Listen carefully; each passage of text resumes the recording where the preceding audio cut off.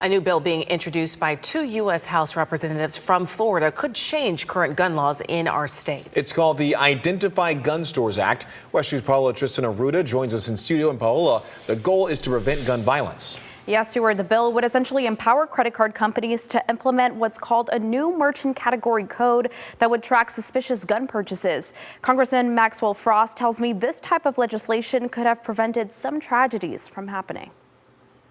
It's been 6 years since 17 people were killed at Marjory Stoneman Douglas High School in Parkland. As people take the time to remember the victims, lawmakers are also looking to take action.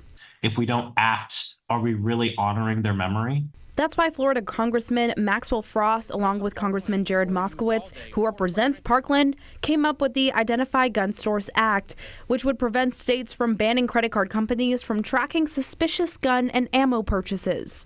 If we were able to allow credit card companies to flag these sort of purchases and track them, that we could have probably prevented. And that's the Pulse nightclub massacre. He spent $26,000 in the days leading up to the shooting to accumulate all of his ammo and weapons.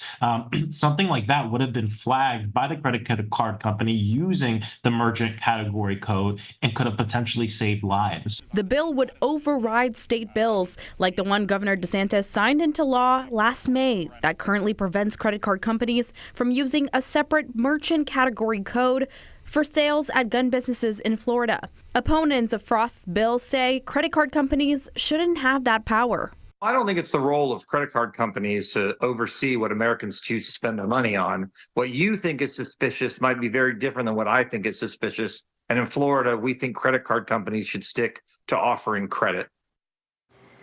Representative Frost says they are going to fight to get this passed on the House floor, and there will be many more efforts to combat gun violence. Stuart?